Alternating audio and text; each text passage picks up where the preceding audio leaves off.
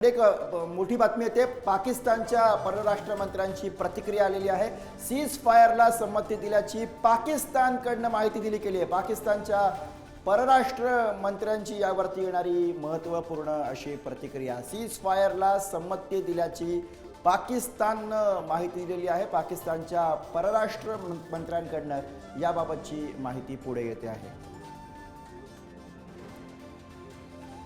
आणि यात आणखी जोडून महत्त्वाची अपडेट आहे ती म्हणजे थोड्याच वेळामध्ये भारतीय परराष्ट्र मंत्रालयाची सुद्धा पत्रकार परिषद होणार आहे। एकीकडे पाकिस्तानकडनं येणारी ही बातमी, इशाक दार यांनी याबाबतचं जे स्टेटमेंट आहे ते दिलेलं आहे। पाकिस्तानच्या परराष्ट्र मंत्र्यांकडनं ही प्रतिक्रिया आलेली आहे आणि थोड्याच वेळामध्ये भारताच्या परराष्ट्र मंत्रालयाची सुद्धा पत्रकार परिषद होणार आहे। त्यामुळे यातनं काय मोठी बातमी समोर येते का हे आपल्याला बघायचं। शिवाजी, एकीकडनं पाकिस्तानचे स्टेटमेंट आलेलं आहे, थोड्या वेळापूर्वी आपण बघितलं डोनाल्ड ट्रम्प यांचं स्टेटमेंट, आणि आता होऊ घातलेली भारताची अर्थातच पत्रकार परिषद। शिवाजी,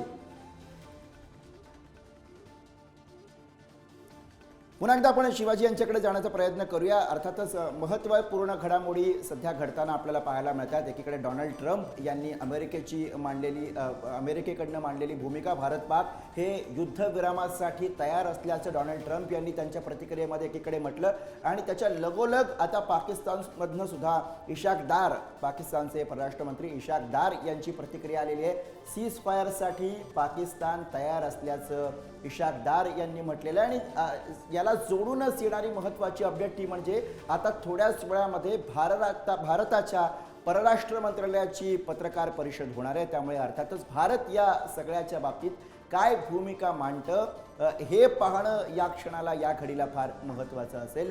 त्यामुळे अर्थातच भारताच्या परराष्ट्र मंत्रालयाच्या पत्रकार परिषदेकडे आता सगळ्यांच्या नजरा असतील। डोनाल्ड ट्रम्प यांनी सोशल मीडियातनं पोस्ट केली आणि अमेरिकेची भूमिका मांडलेली आहे। भारत पाक युद्धविरामासाठी तयार असल्याचा डोनाल्ड ट्रम्प यांनी आपल्या या स्टेटमेंटमध्ये म्हटलेलं। आणि या सगळ्या घडामोडींविषयी आपण एकत्रितपणे बोलूया। दिल्लीतनं प्रतिनिधी शिवाजी काळे आपल्यासोबत आहे। शिवाजी, या सगळ्या येणाऱ्या प्रतिक्रियांकडे आणि त्यासोबतच आता होऊ घातलेल्या अर्थातच पत्रकार परिषदेकडे एकूणच आपण कसं पाहायचं? सगळ्यात महत्त्वाचं म्हणजे हे समजून घेणं गरजेचं आहे की संघर्ष विरामाची घोषणा दोन्ही देशापैकी कोणत्या देशाने अगोदर केलेली आहे। त्याच्यामध्ये एक बाब लक्षात येते की पाकिस्तानने पहिली प्रतिक्रिया देत सांगितलेलं आहे की आम्ही संघर्ष विरामाला तयार आहोत आणि हा संघर्ष विराम जो आहे तो झालेला आहे।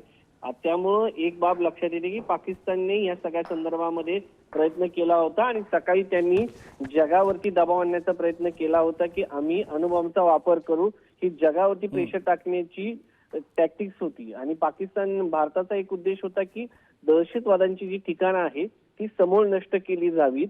या सगळ्या दृष्टिकोनातून भारताने पाकिस्तानच्या दहशतवादावरती, अड्ड्यावरती हल्ले केले होते। पाकिस्तान सोबत युद्ध भारताला करायचं नव्हतं। पाकिस्तानच्या जनतेसोबत भारताचं युद्ध नाही, तर पाकिस्तानच्या दहशतवाद्यांशी युद्ध होतं आणि भारताने त्यांच्या विरोधात ही मोहीम जी होती ती हातात घेतली होती। दुसरी गोष्ट ही होती की या सगळ्याच्या नंतर पाकिस्तान भारतावरती हल्ले करायचा प्रयत्न करत होता। भारताने देखील पाकिस्तानवरती मोठ्या प्रमाणात हल्ले केले, त्याच्यामध्ये पाकिस्तानचं मोठ्या प्रमाणात नुकसान झालं। या दृष्टिकोनातून पाकिस्तानने आता शेवटचा पर्याय म्हणून युद्ध अणुबॉम्बची भाषा केली होती। त्या सगळ्याच्या दृष्टिकोनातून जगाने सकाळी त्याच्यानंतर पाकिस्तानचे परराष्ट्र मंत्र्यांनी थेट आसिफ मुनीर तिथला लष्कर प्रमुखाशी बातचीत केली। त्यावेळेस लक्षात आलं होतं की या सगळ्याच्या मागे आसिफ मुनीर आहे, लष्कर प्रमुख, आणि त्याच्याशी घाव घालण्याचा प्रयत्न थेट अमेरिकेने केला होता। कारण अमेरिकेने या अगोदर हे जे आता दार यांनी ट्विट केलेलं आहे यांच्याशी संपर्क साधला होता, त्यांच्या पंतप्रधानांशी बातचीत केली होती, त्याने काही घडलेलं नव्हतं। त्यानंतर थेट जे आहे त्या मुनीरला अमेरिकेने समजून सांगितलेलं असावं आणि त्यानंतर हा निर्णय झालाय। अद्यापर्यंत भारत सरकारकडनं या संदर्भामध्ये कुठलाही घोषणा जी आहे ती अद्यापर्यंत केलेली नाहीये। आणि आज रात्री या सगळ्या याच्यामध्ये जरी असं म्हटलं गेलं असलं तरी युद्धविरामाच्या संदर्भात आज रात्री पाकिस्तानकडनं काय भूमिका घेतली जाते हे पाहणं महत्वाचं आहे। सध्या तरी दोन्ही जे आहेत सध्या जी माहिती मिळते त्याच्यानुसार व्हाईस प्रेसिडेंट जे होते त्यांनी भारताच्या सगळ्या याच्या संदर्भामध्ये गेल्या 48 तासांपासून चर्चा करत होते आणि त्याच्यानंतर ही सगळी घटना घडल्याचं सध्या जी आहे ती माहिती जी आहे ती सध्या सांगण्यात येत आहे। आणि पाकिस्तानचे पंतप्रधानांनी देखील या संदर्भामध्ये दुजोरा दिलेला आहे. त्यानंतर उपपंतप्रधान असलेले आणि परराष्ट्र मंत्री असलेले इशक दार यांनी देखील ट्विट केलेलं आहे.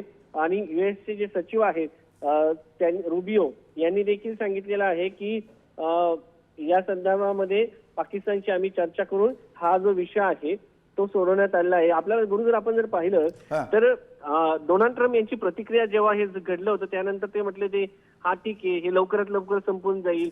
अनेक दिवसापासून दोन्ही देश लढत आहेत, यांचा हजारो वर्षापूर्वीचा संघर्ष आहे, अशा पद्धतीचं त्यांनी वक्तव्य केलं. याचा अर्थ अमेरिकेला हे माहिती होतं की भारताला हे करायचं आहे आणि भारताने अमेरिकेला याच्या संदर्भामध्ये सातत्याने सांगितलं होतं की आम्ही हे करणार आहे.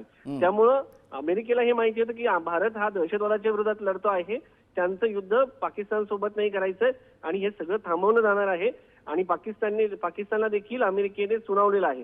त्यामुळं अमेरिकेचे राष्ट्राध्यक्ष डोनाल्ड ट्रम्प यांची जी पहिली प्रतिक्रिया होती त्याच्यामध्ये हे लक्षात येत होतं की भारत जे आहे ते दहशतवादाच्या विरोधात लढाई करते, पाकिस्तानच्या लष्कराशी नाही, तिथल्या जनतेशी नाही.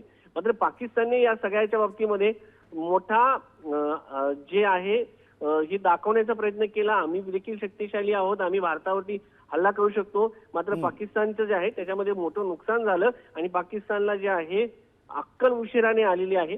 मात्र देर आहे दुरुस्त आहे, युद्ध परवडणारं नव्हतं पाकिस्तानसाठी, त्यामुळे हा त्यांनी निर्णय घेतलेला आहे. आता भारताची प्रतिक्रिया काय येते हे पाहणं महत्वाचं आहे. अगदी शिवाजी, आपण म्हणताय त्याप्रमाणे आता अर्थातच सगळ्यांचं लक्ष हे भारताच्या प्रतिक्रियेकडे असणार आहे. कारण एकीकडे अर्थातच अमेरिकेनं याबाबतची माहिती दिलेली आहे. डोनाल्ड ट्रम्प यांचं स्टेटमेंट समोर आहे. भारत आणि पाकिस्तान पूर्ण आणि तत्काळ युद्धविराम करण्यास सहमत झालेले आहेत असं डोनाल्ड ट्रम्प एकीकडे सांगतात. त्यानंतर लगेचच इशाक दार यांचं सुद्धा स्टेटमेंट समोर आलेलं आहे, ज्यात त्यांनी सुद्धा असं स्पष्टपणे म्हटलेलं आहे की भारत आणि पाकिस्तान हे सीज फायरसाठी तयार झालेले आहेत. त्यामुळे आता शिवाजी, प्रश्न असा आहे की भारताच्या परराष्ट्र मंत्रालयाची पत्रकार परिषद होणं अपेक्षित आहे. साधारणपणे किती वाजता ही पत्रकार परिषद होऊ शकते?